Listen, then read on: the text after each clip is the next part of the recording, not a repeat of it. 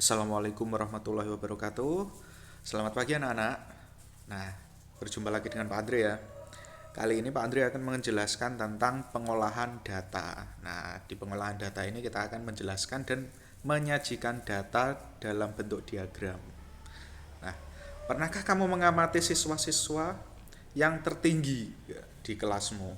Siapa coba siswa yang paling tinggi di kelas itu siapa coba? Nah, untuk memastikan siswa yang tertinggi itu kan kamu tuh harus mengumpulkan data. Nah, caranya gimana? Caranya dengan diukur tinggi badannya. Nah, data berupa ukuran tinggi badan setiap siswa di kelasmu itu namanya data. Nah, lalu bagaimana caranya jika kamu ingin mengetahui berapa sentimeter selisih tinggi badan kamu dengan temanmu yang lain? Nah, cara menyajikan datanya itu bagaimana biar mudah untuk dibaca. Nah, kita akan mempelajarinya pada bab pengolahan data. Silakan disimak baik-baik ya. Siapkan buku catatannya seperti biasa. Lanjut kalau sudah disiapkan. Nah, untuk yang pertama kali Pak Andre akan menjelaskan tentang bagaimana cara mengumpulkan data. Nah, pernahkah kamu mencatat kegiatan-kegiatan yang kamu lakukan sehari-hari? Nah, seperti seberapa sering kamu datang terlambat? Ayo, siapa ini yang sering datang terlambat? Atau seberapa sering kamu membantu ibu di rumah? Nah, dari contoh di situ bisa dibuat data. Nah, contoh data yang lain adalah nih, catatan banyak siswa laki-laki dan perempuan di kelas. Nah, laki-laki di kelas 3A berapa? Perempuan di kelas 3A berapa? Terus, catatan kehadiran siswa di kelas. Nah, ini yang biasa bolos ini banyak catatan kehadiran yang kosong. Selanjutnya, jumlah meja dan kursi di kelas. Nah, ada berapa meja dan kursi di kelas? Coba dihitung, termasuk mejanya Pak Andre. Kalau sudah, lanjut.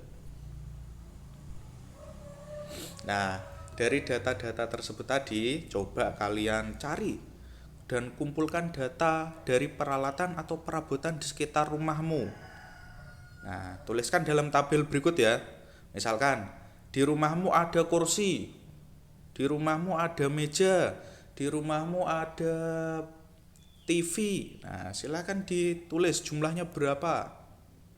Kalau sudah, terserah ini nama perabotannya apa terserah. Jadi kalian kumpulkan data perabotan di rumah kalian. Coba ada berapa meja, ada berapa kursi, ada berapa mungkin sapu untuk menyapu, seperti itu ya. Peralatan-peralatan sederhana yang bisa kalian temukan di rumah. Kalau sudah, kita lanjut ya. Nah, untuk yang kedua, Pak Andre akan mengajarkan cara menyajikan data.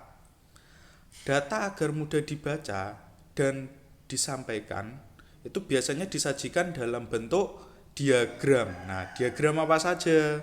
Yang pertama ada diagram gambar, kedua batang, diagram lingkaran, dan diagram garis. Bentuknya kayak gimana tuh Pak? Oke, kita akan lanjut. Nah, di sini Pak Andri beri contoh ada diagram gambar. Tuh bentuknya bagaimana Pak? Di sini ada sebuah tabel. Nah, di dalamnya kan ada gambar. Nah, gambar apa itu? Gambar ini sosok orang ya. Bentuknya kayak orang. Itu mewakili apa? Mewakili satu siswa. Nah, tiap satu siswa. Nah, di situ ada berapa siswa berarti dihitung? 2, 3, 4, 5, 6, 7, 8, 9, 10, 11, 12, 13, 14, 15, 16. 16 itu yang mana tuh Pak? Itu loh yang gambar. Nah, gambar orangnya itu ada 16. Nah, masing-masing orang itu punya nilainya sendiri-sendiri. Misalkan ada 2 orang yang punya nilai 5. Nah, terus yang punya nilai 6 berapa orang berarti? Yang punya nilai 7 ada berapa orang berarti? Yang punya nilai 8 ada berapa orang berarti? Yang punya nilai 9 ada berapa orang? Nah, kalau sudah paham, bisa dilihat di gambarnya itu dulu, dilihat lagi, dipelajari lagi. Kalau sudah paham, bisa dilanjutkan ke gambar berikutnya. Nah, di sini ada diagram selanjutnya, ada diagram batang.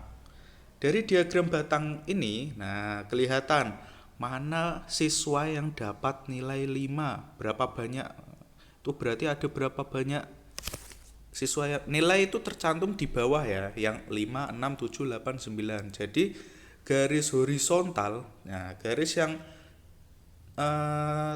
tidur, nah, itu melambangkan nilai. Sedangkan garis vertikal atau yang tegak lurus ke atas itu melambangkan banyak siswa. Jadi misalkan lihat ada batang yang berwarna hijau. Batang berwarna hijau melambangkan nilai berapa? Nilai 5. Jadi ada berapa orang itu yang punya nilai 5? Dilihat di garis vertikal. Nah, garis horizontalnya kan 5. 5 itu nilainya. Sedangkan 3 itu melambangkan siswanya. Berarti ada 3 orang yang mendapatkan nilai 5. Nah, itu salah satu contoh. Sedangkan yang mendapatkan nilai 6 berapa? Siswa. Ayo, dilihat di garis vertikal. Yang mendapatkan nilai 7 berapa? Dilihat di garis vertikal juga. Yang mendapat nilai 8 dan mendapat nilai 9, ayo dilihat di garis vertikalnya juga. Kalau sudah paham, bisa dilanjut. Nah, ini ada diagram lingkaran anak-anak. Diagram lingkaran itu bentuknya kok kayak gitu Pak? Ada berapa persen itu belum diajari kok? Ya, memang ini belum pelajaran untuk kelas 3. Tapi Pak Andri akan tetap mengenalkan apa itu bentuk diagram lingkarannya. Oke, jadi di dalam gambar tersebut ada lingkaran yang menyerupai. Nah, itu kalau kalian pernah makan pizza, nah dipotong seperti itu membuat menyerupai potongan pizza. Jadi tiap potongan bagiannya itu melambangkan besarnya orang yang mengikuti kegiatan. Kegiatan apa di situ? Ada kegiatan ekstrakurikuler. Nah, ekstra. Yang ikut sepak bola itu berapa persen toh? 25%. Jadi kalau dibentuk pecahan, nah itu berarti 25% itu sama dengan berapa? Ayo, berapa persen? Berapa pecahannya berapa? 1/4 dari lingkaran. Sedangkan 25% yang ikut bola voli itu juga melambangkan berapa pecahannya? 1/4. Sedangkan yang mengikuti sepak bola 50% berarti melambangkan berapa? Setengah. Ya, setengah lingkarannya berarti ya. Oke. Jadi hampir separuhnya mengikuti sepak bola dari semua siswa yang ada.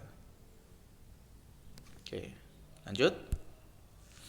Nah, ini juga ada diagram garis. Untuk diagram garis sebenarnya adalah salah satu bentuk lain dari diagram batang. Sistemnya sama seperti diagram batang sebelumnya. Kalian lihat garis vertikal dan horizontalnya terlebih dahulu. Garis vertikal itu melambangkan apa?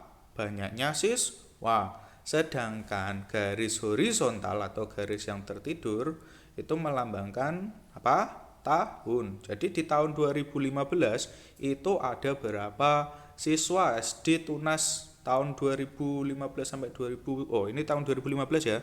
Di tahun 2015 ada berapa siswanya? Ayo. Ada 124. Sedangkan 2016 ada berapa? 141 siswa. Nah, bedanya dengan yang tadi, kalau tadi angkanya jelas.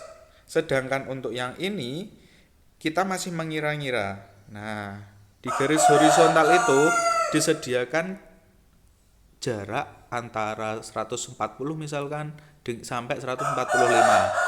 Jadi kalian mengira-ngira berapa kira-kira titik itu berada. Nah, kira-kira kalau mendekati dengan 140 berarti dia berada di kisaran angka 141 atau 142.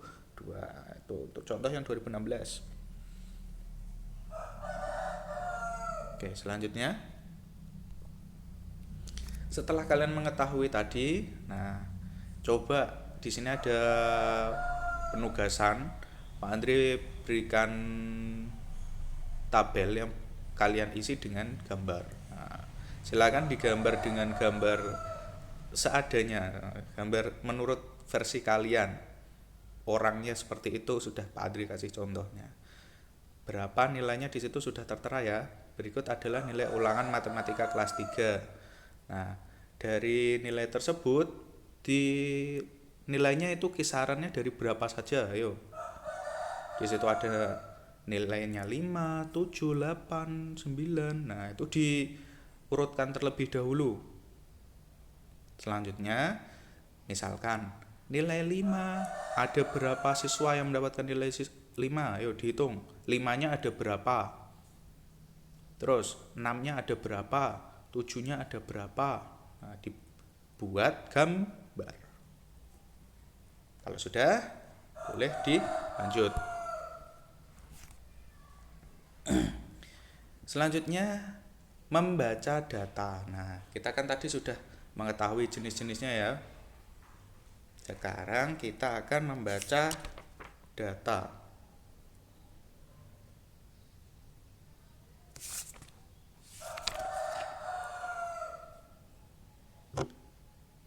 Oke, membaca data dari diagram gambar dapat langsung dilakukan dengan menyebutkan informasi dalam diagram. Disebutkan saja informasi yang terdapat dalam diagram itu seperti apa. Nah, sementara itu, apa tuh bedanya dengan menafsirkan data, Pak? Nah, kalau menafsirkan data itu cara mengambil kesimpulan atau menemukan informasi lainnya yang tidak tertulis pada diagram tersebut. Nah, jadi kamu mengira-ngira yang tidak ada di situ tapi informasinya itu tersirat. Nah, bukan tersurat. Kalau tersurat kan ada di dalamnya. Tapi kalau kalian menafsirkan data, datanya itu sebenarnya ada, tapi kalian harus mengambil kesimpulannya terlebih dahulu karena tidak tertulis langsung pada diagramnya. Paham? Nah, misalnya data paling banyak. Nah, di situ kan nggak dituliskan data paling banyak adalah sekian sekian, nggak ada. Tapi kalian bisa mencari dengan cara apa? Membandingkan mana yang paling banyak dan paling sedikit. Nah, jumlah dari dua data itu juga kalian kan bisa dengan cara apa? Menambahkannya. Dan selisih itu kan harus dikurang juga. Nah, itu cara menafsirkan data. Menafsirkan itu seperti itu. Yuk, kita lanjutkan. Contoh. Berikut adalah data warna kesukaan siswa kelas 3. Nah, di situ ada tabel. Ada warna biru, kuning, merah, muda, dan warna lainnya. Warna biru itu disukai berapa anak? Ayo, di situ kan ada berapa orang itu dilihat warna biru? 1, 2, 3, 4, 5, 6, 7, 8, 9, 10. Ada 10 A. Nah, atau 10 siswa. Sedangkan yang menyukai warna kuning ada berapa? 2, 3, 4, 5, 6, 7, 8. Nah, oke, itu tadi dari tabelnya. Sekarang kita pindah ke keterangannya. Nah, dari gambar di samping dapat diketahui beberapa hal berikut. Itu kalian harus menyimpulkannya ya. Warna yang paling banyak digemari adalah warna apa? Warna biru toh. Nah, karena siswanya yang lebih banyak. Sedangkan sebanyak 10 siswa menyukai warna biru. Mana? Sebanyak 10 siswa menyukai warna biru, betul? Betul. 8 siswa menyukai warna kuning, betul? Betul. 5 siswa menyukai warna merah muda, betul. Dan 2 siswa menyukai warna lainnya. Selisih siswa yang menyukai warna biru dan kuning. Nah, selisih itu dikurangi. Selisih siswa biru dan kuning. Biru tadi berapa? 10. Kuning tadi berapa? 8. Berarti kalau dikurangi berapa? 8 kurangi 8, 10 kurangi 8? 2. Oke, jadi yang D terakhir, jumlah seluruh siswa kelas 3 adalah, nah ini berarti di jumlah semua, itu ada orang itu dihitung semua. 10 di warna biru, 8 di warna kuning, merah itu ada 5, warna lainnya 2 itu dijumlah. 10, 8, 5, 2 sama dengan 25. Itu tadi cara membacanya ya. Informasi yang tersirat namanya. Atau tidak langsung tertulis di tabelnya. Jadi kalian menyimpulkan sendiri. Lanjut. Nah, dari keterangan tadi coba kalian mengerjakan di latihan 3 ya. Ini kerjakan. Tadi kan udah tak kasih contoh. Ini kerjakan. Berikut adalah data banyak buku cerita yang dimiliki oleh 4 siswa. Oke. Yang pertama, berapa banyak buku Messi? Coba berapa itu? Messi punya berapa buku? Yang kedua apa?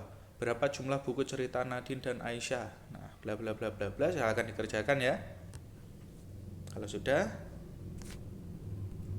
Nah, sekian dari Pak Andre.